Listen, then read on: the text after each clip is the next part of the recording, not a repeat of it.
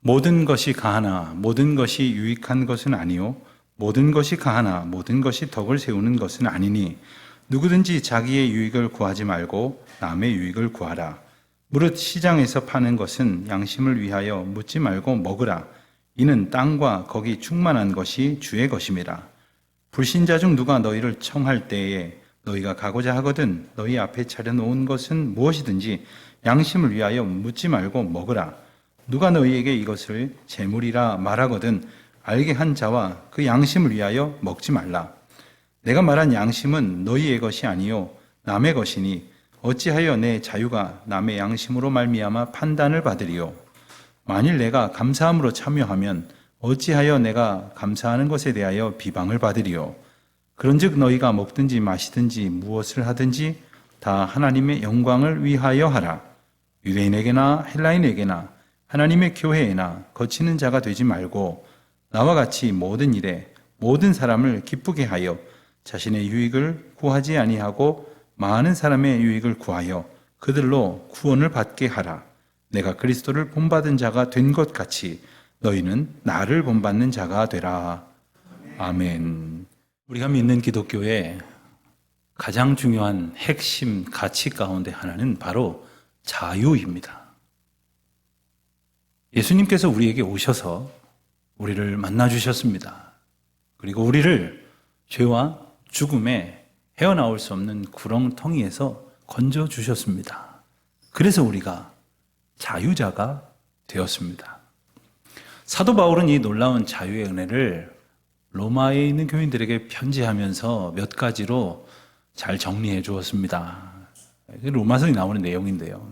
우선 우리는 하나님의 은혜로 죄로부터 자유하게 되었다 선포합니다. 그 죄 때문에 우리는 죽을 수밖에 없고 또한 그 죄책감으로 인하여 날마다 괴로워할 수밖에 없는데 우리 주님께서 우리를 죄로부터 건져주셨다는 겁니다.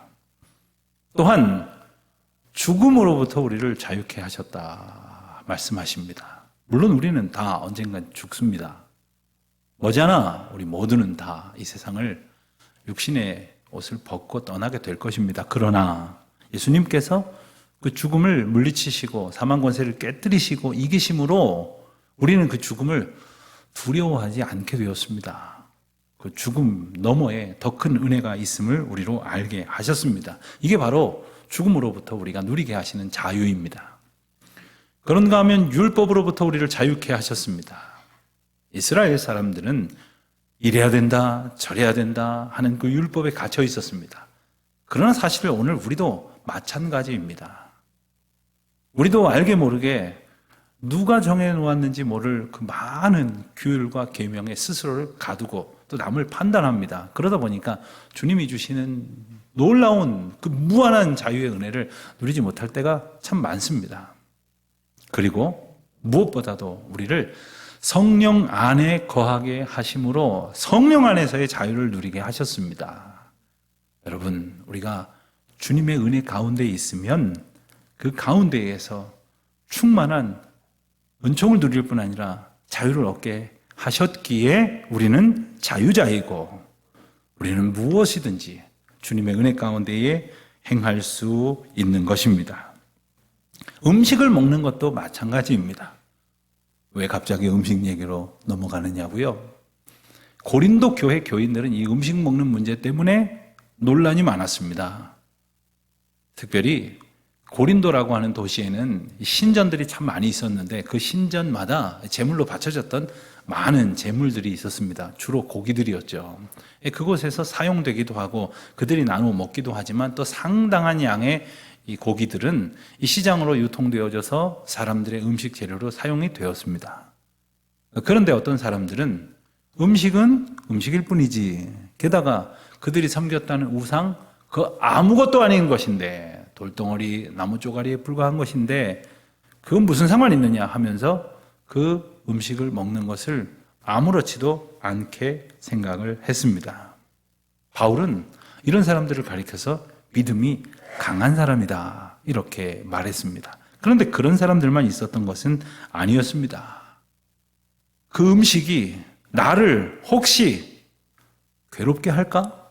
혹은 내가 그 음식을 먹었기 때문에 큰 죄를 지었다고 생각을 해서 그 죄책감으로 인하여 고통을 하는 사람들도 있었습니다. 바울은 이런 사람들을 가리켜서 믿음이 약한 자들이다 이렇게 불렀습니다. 그런데 문제는 믿음이 강한 자들이라 하여서 음식을 막 먹는 것까지는 좋은데 그 음식 문제를 가지고 고민하는 사람들 보고 아우 저렇게 형편없는 생각을 하느냐고 그렇게 비난하기도 하고, 또 믿음이 약한 사람은 그렇게 우상 제물을 아무렇지도 않게 먹는 사람들을 보면서 저 사람들은 엉터리라고 가짜라고 그러면서 이해하지 못하겠다고 비난하기도 했던 것입니다. 자, 무엇이 옳습니까? 성도들은 이런 상황 속에서 어떻게 서로를 이해해야 하는 것입니까? 그래서 고린도 교회에 많은 문제점이 있었지만 그 중에 바로 이 우상 제물을 먹는 이 음식의 주제가 적지 않은 그 갈등의 소재가 되었던 겁니다. 먹는 사람은 먹는 사람대로, 먹지 않는 사람은 먹지 않는 대로 서로와 상대방을 용납하지 못하고 불화하는 일들이 계속되었던 것입니다. 그래서 오늘 바울 사도는 8장에서도 이 우상제물을 먹는 것에 대해서 한참 권면을 했지만 오늘 우리가 읽은 말씀에서 그 내용을 정리하고 또한 결론적으로 권면을 하고 있는 겁니다. 바울은 이런 문제들에 대해서 권면을 할 때에 그가 전제하고 있는 정신이 있음을 우리가 먼저 좀 기억했으면 좋겠습니다. 그것은 뭐냐 하면 바로 성도에게는 상대방을 생각하는 마음이 있어야 한다 하는 거예요. 그래서 내가 아무렇지도 않은 문제라고 해서 다른 사람들을 불편하게 만들면 안 된다. 다른 사람들의 마음 또한 헤아려야 된다 하는 겁니다. 나는 아무렇지도 않게 여겨져서 우상 제물을 음식으로 먹는 것이 문제가 안 되지만 그것이 문제가 되는 사람이 있다면 그들을 배려해야 한다 하는 겁니다. 언제나 강한 사람이 있고 약한 사람이 있으면 강한 사람이 배려해야 되지 않겠습니까? 가졌다고 생각하는 사람이 있으면 가지지 못했다고 생각하는 사람을 위해서 희생하고 수고하고 내놓을 수 있어야 하겠습니까? 어떤 모임에 좀 경제적인 형편이 넉넉한 분이 있고 그렇지 않은 분이 있었다고 합니다. 그러다 보니 자연스럽게 좀 부담하는 일을 좀 주머니 사정이 넉넉한 분이 부담하게 되었겠죠. 그랬더니 이렇게 불평을 했답니다. 왜 맨날 나만 돈을 내? 왜 나보고만 내라고 해? 그때에 하늘에서 이런 음성이 들렸답니다. 그럼 이제부터 얻어먹게만 해줄까? 여러분 어떤 사람이 되기를 원하십니까? 또 그것을 가지고자 할 때에 그것을 가진 것으로 어떻게 남을 섬기면서 살아가기를 원하십니까? 이 문제에 대해서 아무런 거리낌이 없다고 하는 것은 단지 강한 자들이라고만 불리워질 문제가 아니라 그에게 있어서는 이 문제가 되지도 않는다는 그러한 더 큰 차원의 자유를 이미 얻었다는 뜻 아닙니까? 근데 이것으로 인하여 자유롭지 못한 이들을 어떻게 배려해야 하는가? 바울 사도는 8장 1절에서 이렇게 말씀을 하셨습니다. 우리 우상의 제물에 대하여는 우리가 다 지식이 있는 줄을 아나 지식은 교만하게 하며 사랑은 덕을 세운다. 이렇게 말씀하셨습니다. 자, 우리가 아는 것이 있습니다. 그 지식대로 행하면 좋을 것 같지만 그것은 교만하게 만들기 쉽다는 거예요. 이웃을 대할 때 아는 것으로 지식으로 대하지 말고 사랑의 자세로 서로를 섬겨야 한다. 자, 주님이 우리에게 자유를 주셨지 않습니까? 그래서 우리가 어떤 음식도 먹을 수 있지 않습니까? 그러니 이 음식을 먹음으로 인하여 자유를 누리면서 뿐만 아니라 자유롭지 못한 사람을 자유케 하도록 돕는 사명도 우리에게 있다 하는 거죠. 바울은 오늘 본문에서 구체적으로 3가지 경우를 예시하면서 권면을 합니다. 자, 첫 번째 경우는 어떤 경우입니까? 음식을 먹는 사람에게 어떤 음식을 먹어도 문제가 되지 않지만 이방 신전에 가서 제사를 지내는 그 자리에서 제사에 바쳐진 그 음식들을 아무렇지도 않게 먹어서는 안 된다 이렇게 말씀을 하십니다. 왜 그런가 14절 말씀을 통해서 한번 볼까요? 14절입니다. 그런즉 내 사랑하는 자들아 우상 숭배하는 일을 피하라. 그런 행동은 우상 숭배하는 것이기 때문에 그렇습니다. 물론 우상이 어디 있습니까? 우상 아무것도 아니죠. 다 허울 뿐 아닙니까? 가짜 아닙니까? 그러니 그곳에 가는 것이나 그곳에 가서 혹 뭐 절을 하든 아니면 그 음식을 먹든 아무것도 아닌 것 아니에요? 그런 생각을 하는지 모르지만 음식은 그 가운데에 나오는 음식은 혹 먹을 수 있어도 그 자리에 가서 어울리고 그 자리에서 먹어서는 안 된다. 그 이유는 바로 그 음식이 그 상황 속에서는 단순한 음식이 아니기 때문에 그렇다는 겁니다. 우리에게 이해를 돕기 위해서 바울은 16절 말씀에서 성찬식을 예로 듭니다. 16절입니다. 우리가 축복하는 바 축복의 자는 그리스도의 피에 참여함이 아니며 우리가 떼는 떡은 그리스도의 몸에 참여함이 아니냐. 무슨 뜻입니까? 우리가 성찬식을 하면 아주 조그마한 떡 한 조각과 아주 약간의 포도즙을 받습니다. 그러나 이것은 단지 적은 양의 음식이 아니라 주님께서 우리에게 몸을 내어주시는 표로 주신 살을 뜻하는 것이고 흘리신 피를 뜻하는 음료가 아닙니까? 단순한 음식이 아니지요. 거기에 바로 주님의 약속이 담겨져 있고 우리가 그 음식을 먹으면서 주님의 몸과 주님의 피를 우리가 받고 그 가운데에 주님의 임재를 누리는 것을 고백하는 것을 뜻하는 것이죠. 마찬가지입니다. 우상신전에 제사를 드리는 자리에 가는 것이나 그 음식을 먹는 것도 결코 간단한 일이 아니라는 겁니다. 그러니 그 자리에 어울리지 말라는 거예요. 그런 음식을 아무렇지도 않게 먹어서는 안 된다는 거예요. 한마디로 우상 제사 지내는 그런 자리에 귀신과 어울리지 말라 하는 말씀입니다. 20절에 이 말씀이 나와 있습니다. 20절입니다. 무릇 이방인이 제사하는 것은 귀신에게 하는 것이요 하나님께 제사하는 것이 아니니 나는 너희가 귀신과 교제하는 자가 되기를 원하지 아니하노라. 그렇게 먹고 그러고도 아무렇지도 않은 것은 귀신과 교제하는 것이라고 말씀을 하시는 겁니다. 주의 백성들은 주님과 교제해야죠. 주의 자녀들과 교제해야죠. 자, 두 번째 경우가 있습니다. 25절을 볼까요? 25절을 보니까 무릇 시장에서 파는 것은 양심을 위하여 묻지 말고 먹으라. 시장에서 유통이 되는 고기들도 물론 신전에서 나온 것이 대부분이었습니다. 그럼에도 그것은 묻지 말고 먹으라는 거예요. 그 이유가 무엇입니까? 26절에서 설명이 됩니다. 이는 땅과 거기 충만한 것이 주의 것임이라. 주님께서 우리에게 주신 것이니 감사함으로 받으라, 먹으라 말씀을 하시는 겁니다. 땅과 거기 충만한 모든 것이 다 주님의 것이니 근심하지 말고 먹으라 하는 거예요. 자, 그런데 어떤 사람이 내가 그 재물을 먹고 있을 때 또 다른 경우가 이제 얘기되는 겁니다. 누가 와서 내가 음식을 먹는 그것을 보면서 그 음식 조금 전에 제사에 바쳐졌던 음식인데 그 제사 지낸 음식인데 라고 말을 하면 자, 그 사람이 그 말을 왜 하는지를 생각해 보자는 겁니다. 왜 하는 겁니까? 이미 그 사람은 이 상황이 뭔가 마음에 불편한 거예요. 먹는 나는 생각을 합니다. 이 음식 뭐 어디선가 어느 신전에서 제사 지내졌겠지. 그리고 팔려져서 여기까지 왔겠지. 아무렇지도 않다. 그 우상이라는 것은 원래 아무것도 아니고 음식은 단지 음식일 뿐이요. 주님께서 모든 것을 우리에게 주셨으니 감사함으로 먹는다 하고 먹는데 누가 그것을 지적을 한다는 것은 이미 그에게 거리낌이 있는 것이니 이때는 생각을 해봐야 하는 겁니다. 자, 그럼에도 불구하고 상관없어. 그리고 먹으면 그는 어떻게 생각을 할까요? 우상에게 바쳐졌던 건데 아무렇지도 않게 먹네. 나도 먹어도 되겠구나.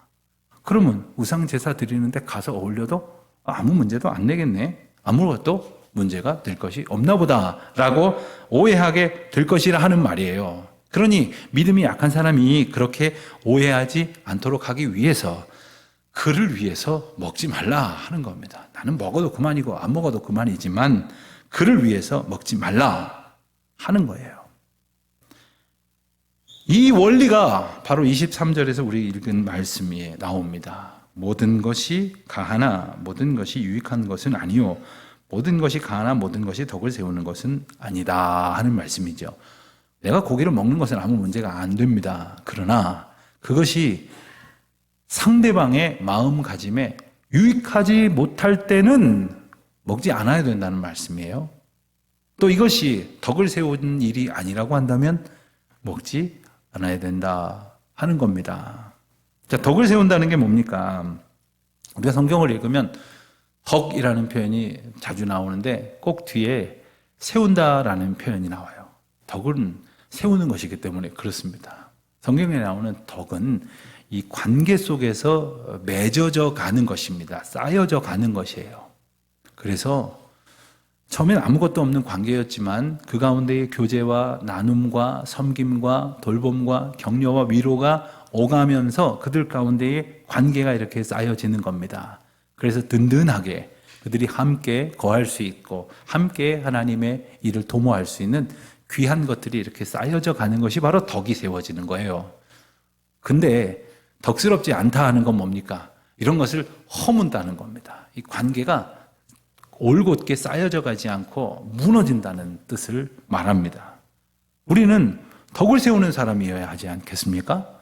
상대방에 유익을 끼치는 사람이어야 하지 않겠습니까? 이런 기준에서 우리가 행동해야 한다 하는 겁니다. 그리고 한 걸음 더 나아가서 31절 말씀을 보면 우리가 살아가야 할 성도의 자세의 최종적인 목표가 나옵니다. 그런즉 너희가 먹든지 마시든지 무엇을 하든지 다 하나님의 영광을 위하여 하라.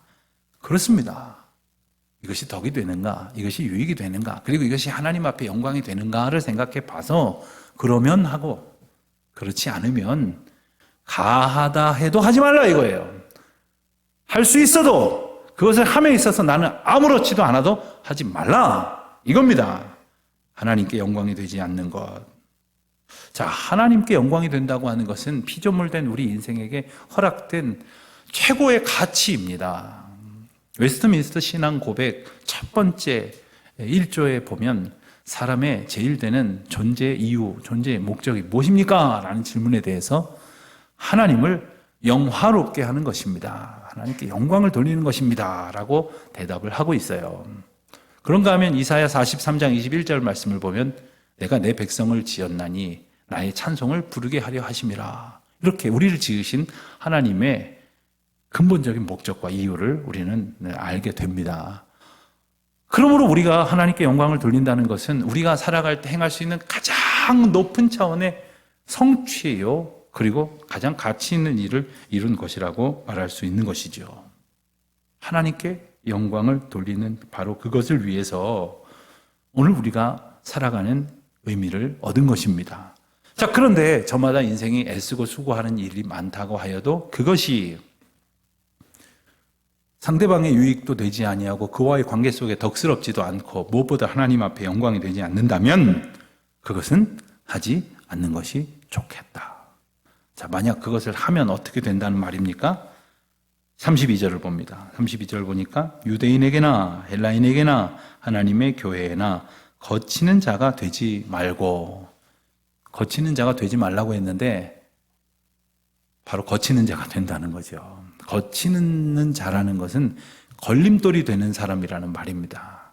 자, 여기 하나님이 계시고 저만치에 하나님을 만나야 될, 하나님께로 가까이 가서 하나님의 자녀가 되고 하나님의 은혜를 얻어야 될 잃어버린 하나님의 백성들이 있습니다. 자, 그들이 어찌하든지 하나님께로 가까이 가서 하나님과 함께 거하며 하나님의 은혜를 누려야 할 것인데 우리는 그들을 하나님께로 이끌고 하나님께로 인도하여 하나님의 영광이 그들에게 전해지도록 사명을 받은 자인데 도리어 거치는 사람이 되어서는 안 된다. 이 말씀을 하고 계시는 거예요. 거치는 자가 되지 않으면 어떤 존재가 되겠습니까? 유익한 자가 되겠죠. 33절 말씀입니다. 바울은 고린도 교회 교인들한테 지금 이런 말씀으로 권면을 하는 거예요. 나와 같이 모든 일에 모든 사람을 기쁘게 하여 자신의 유익을 구하지 않고 많은 사람의 유익을 구하여 그들로 구원을 받게 하라. 더 정확하게 표현하면 받게 하십시다. 이 말이에요. 나와 같이 이 일을 하십시다. 이 말입니다. 여러분, 성도가 살아가면서 한 사람이라도 주님께 가까이 갈 수 있도록 하는 삶을 살아야지. 그것을 가로막는 거치는 자가 되어서는 좋겠습니까? 성도가 신앙생활을 하면서 꼭 유념해야 될 것이 바로 이것입니다. 우리는 나름대로 잘 믿는다고, 하나님 앞에 봉사한다고, 또 성도들을 섬긴다고 하며 살지만 실상은 교회 안에 있는 사람이든 밖에 있는 사람이든 주님과 가까이 가는 것을 가로막는 거치는 사람, 걸림돌이 되는 사람으로 살 때가 적지 않다는 거예요. 이것을 유의하여 상대방의 유익을 구하고 또 덕스럽게 하고 하나님 앞에 영광을 돌려드리는 그 수고를 감당함으로 많은 사람들이 그리스도께로 돌아와 구원을 얻게 하자. 바울의 권면의 핵심이 바로 여기에 있습니다. 이것은 단지 주일날 우리가 이 예배드리는 이 시간에만 한정된 것이 아닙니다. 우리의 가정에서, 또한 우리의 직장과 삶의 터전에서, 우리가 만나는 이웃과의 모든 관계 속에서, 우리가 대하는 모든 인간 관계 속에서 이것은 유효한 하나님의 초청의 메시지인 것이죠. 33절에서 조금 전에 읽은 것처럼 바울이 그랬지 않습니까? 나와 같이 모든 일에, 모든 사람들을 대할 때 그들을 기쁘게 하자. 그리고 내 유익을 구하지 말고 어찌하든지 그들의 유익을 구해서 어찌하든지 하나님께로 그들이 가까이 다가와 하나님과 함께함으로 그들이 구원을 받게 하자고 권면하고 있는 것이죠. 이 말씀에서 유익을 끼치자는 말을 오해하면 단지 그 상대방들, 다른 사람들의 기쁨이 되는 일에만 몰두하려고 하지만 결코 그런 의미의 말씀이 아닙니다. 궁극적인 목적을 우리가 31절에서 읽은 것처럼 하나님의 영광을 위하여 하나님의 영광을 구하는 자들로 살아가자 하는 거죠. 우리는 이 하나님의 영광이라는 말을 자주 사용합니다. 종종 제게 오셔서 목사님 기도 제목이 있습니다. 저희 아이가 올해 입시입니다. 좋은 학교 인류대학 꼭 들어가서 하나님 앞에 영광을 돌리게 해 주십시오. 목사님 저희 남편이 사업을 시작했습니다. 크게 성공해서 하나님께 영광을 돌리게 해 주십시오. 이제 가만히 들어보니까 그분들이 생각하는 하나님께 영광을 돌린다는 것은 자식이 인류대학 들어가는 것이고 그리고 남편이 큰 부자가 되는 거더라고요. 여기 동의하십니까? 그게 하나님께 영광을 돌리는 것일까요? 문제는 좋은 대학 들어가느냐 못 들어가느냐가 아니고 사업을 잘했느냐 못했느냐가 아니고 어떠한 상황 속에서도 하나님의 영광이 드러나는 것, 즉 하나님이 내 안에서 끊임없이 고백되어지느냐, 바로 이것이 핵심이에요. 성공하면 뭐합니까? 하나님이 고백되지 않는데 실패했어도 그의 간증 가운데 하나님이 나와 함께 하십니다 라는 고백이 있다면 그가 하나님께 영광을 돌리는 거예요. 하나님 앞에 영광을 돌린다는 것은 구체적으로 무엇일까요? 그것은 바로 하나님이 어떤 분이신지를, 그리고 그 하나님 앞에 내가 어떤 존재인지를 올바르게 고백하는 것입니다. 그것이 하나님의 영광을 드러내는 거예요. 하나님이 누구십니까? 전능하신 하나님, 우리를 온전케 하시고 인자하심과 자비로우심으로 우리를 무한한 사랑 가운데에 지켜 보호하여 주시는 그 하나님, 그리고 그 하나님 앞에 거하지 않고는 도무지 한순간도 살아갈 수 없는 본질상 진노의 자식인 죄인된 우리, 이 하나님과 나의 관계를 올바르게 고백하는 것이 하나님께 영광을 돌리는 거예요. 바로 그때 우리가 하나님 앞에 예배할 수 있게 되는 것이고, 바로 그때 우리는 하나님 앞에 겸손한 주님의 은혜를 사모하는 주님의 자녀로 살게 되는 것입니다. 하나님 앞에 영광을 돌린다는 것을 또 다른 측면에서는 이렇게 말할 수 있습니다. 그것은 바로 하나님을 드러냄으로써 다른 사람들이 하나님을 알게 되어 만나기를 바라고 가까이 오게 하는 것, 이것이 바로 하나님께 영광을 돌리는 거예요. 하나님 앞에 영광을 돌린다는 말의 반대의 의미의 말은 무엇일까요? 그것은 바로 하나님께 돌려드릴 영광을 가린다라는 말로 사용하게 될 것입니다. 그런데 우리는 대학에 들어가면 하나님 앞에 영광 돌리는 것이고 떨어지면 그럼 영광을 가리는 게 되는 거라고 생각한단 말이죠. 제가 고등학교 3학년을 마치고 참고로 제가 고등부 생활을 열심히 했겠죠. 저희 아버님 목사님이셨으니까 뭐 열심히 신앙생활 했습니다. 그런데 공교롭게도 저희 때는 전기대학 있고 후기대학 있는데 전기대학 시험에 다 붙었는데 저만 떨어졌어요. 세상에. 그러면 저는 하나님의 영광을 가린 거고 다른 친구들은 다 붙었으니까 하나님 앞에 영광을 돌린 겁니까? 그렇다고 생각하시는 분들이 계시네요. 무엇이 하나님 앞에 영광을 돌리는 것인가? 떨어졌어도 붙었어도 하나님, 저 하나님의 아들입니다. 저 하나님 앞에 언제나 거하겠습니다. 라고 살아갈 수 있으면 그는 하나님의 백성이지 않겠습니까? 우리가 생각하는 기준으로 살아갈 것이 아니라 하나님 앞에 영광을 돌리는 바로 그것이 무엇인지를 우리가 올곧게 기억해야죠. 그래서 누군가가 하나님 앞으로 다가갈 수 있도록 가로막는 돌이 아니라 인도하는 주님의 은혜의 통로로 살아가는 것이죠. 그래서 우리가 교회에서 누군가를 보면서 나도 저 사람처럼 예배드리고 싶다. 저분처럼 교회 섬기고 싶다. 저분처럼 성도를 온전히 섬기는 사람 되고 싶다. 저분처럼 하나님 믿고 싶다. 이런 생각을 하는 사람이 바로 은혜의 통로가 되겠지요. 반대가 되면은 거치는 돌이 되는 것 아닙니까? 저는 종종 교우 여러분들과 함께 식당에 가서 음식을 함께 먹는 경우가 있습니다. 그런데 그럴 때마다 이런 생각이 들어요. 지금 옆 테이블에 있는 사람들이나 저 밖에 있는 사람들이나 혹은 종업원들은 우리를 어떻게 볼까 하는 생각이 들 때가 있어요. 왜 그런 생각을 할까요? 별일 없으면 그런 생각 하겠습니까? 민망할 때가 있는 거예요. 음식이 나왔습니다. 기도를 하는데 제가 그렇게 기도를 막 큰 소리로 하지는 않거든요. 우리끼리만 들릴 정도로 기도를 했는데 기도가 얼마나 은혜로웠는지 모르겠지만 아멘! 다른 텔레비전에 있는 사람들은 물론이고 저 주방 아줌마까지 다 들었어요. 그러면 그분들이 속으로 뭐라고 생각할까요? 저기 저 교회 것 들어왔네. 교회 다니는 사람이라고도 말 안 해요. 교회 것들이라고 그래요. 왜 그럴까요? 흠모할 만한 아름다운 덕스러운 모습만 교회 다니는 사람들이 보여주지 않았기 때문일 것입니다. 자, 그랬는데 이미 우리가 다 드러냈어요. 그리고 나면 음식을 좀 갖다 주면 고맙습니다. 아유, 정말 맛있네요. 이러면 얼마나 좋아요. 빨리빨리 갖다 주세요. 우리가 먼저 왔는데 왜 저기 먼저 가? 왜 행주 갖다가 여기 빨리 좀 닦아줘요. 그 음식 빨리빨리. 그래, 목사님 앞에부터 먼저 놔야지. 목사님 앞에부터.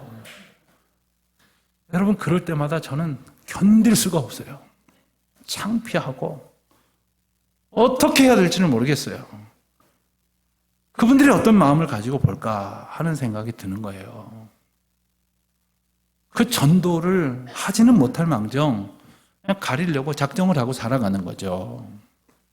며칠 전에 제가 제주도에서 세미나가 있어서 비행기를 탔습니다. 이륙을 하기 전에 좀 시간이 지체됐어요. 시간이 지체되니 승무원들이 좀 양해해달라 그러면서 계속해서 안전벨트를 잘 매고 그리고 전화기나 이런 전자기기는 다 끄고 조금만 기다려달라고 했는데 보니까 저 옆에서 누가 전화를 계속 통화를 해요. 근데 가만히 들어보니까 아유 장로님 그 권사님하고 의논해가지고 말이요 그 집사님한테 그거 하라고 그렇게 일 처리 좀 하면 됩니다. 가만 보니까 목사님 같아요.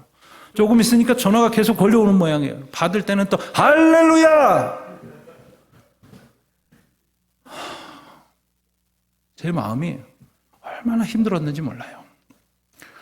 나도 때로는 누군가에게 저렇게 비춰져서는 안 되는데 하는 생각도 할 때가 많습니다. 제가 저희 교회에 부임해가지고 우리 교회 본거차에 교회 이름 붙은 걸 떼라고 했어요. 왜냐하면 아무리 운전을 잘해도 실수할 때가 있어요. 아무리 운전을 잘해도 지나가지 말아야 될 때 빨리 지나가려고 할 때가 있겠죠. 그거 대놓고 그렇게 덕스럽지 못할 일을 할 수밖에 없을 만큼 연약한 우리들입니다. 조심해야지요. 힘써야지요. 어떻게 하든지 하나님 앞에 영광을 돌리고 영광 가리우지 않으려고 해야 되는 건 아닙니까? 사랑하는 성도 여러분, 우리가 무엇을 기준으로 살아갈까요? 이건 나는 상관없어. 우리끼리는 상관없어. 이렇다고 하고 싶은 대로 하고 할 수 있는 대로 하고 그냥 아무 말이나 막 하고 아무 행동이나 막 하고 그러면서 어느새 우리는 하나님의 영광을 가리는 사람으로 살아가고 있는 것은 아닐까 하는 생각을 해보게 됩니다. 남의 부족함을 볼 때마다 나의 부족함을 생각하고 또 그를 위해서 돕고 중보하는 그런 자세로 어찌하든지 모든 사람에게 모든 일에서 덕스럽게 유익하게 하나님의 영광을 위하여 애씀으로 그 모든 사람들이 구원을 얻을 수 있도록 하자라고 권면하는 바울의 메시지가 고린도 교회 교인들뿐만 아니라 오늘 우리 교회에 주시는 권면이기를 바랍니다. 오늘 우리가 읽은 마지막 구절인 11장 1절 말씀을 보면 바울이 아주 특별한 권면을 합니다. 그것은 바로 나를 본받는 자가 되라 하는 말이에요.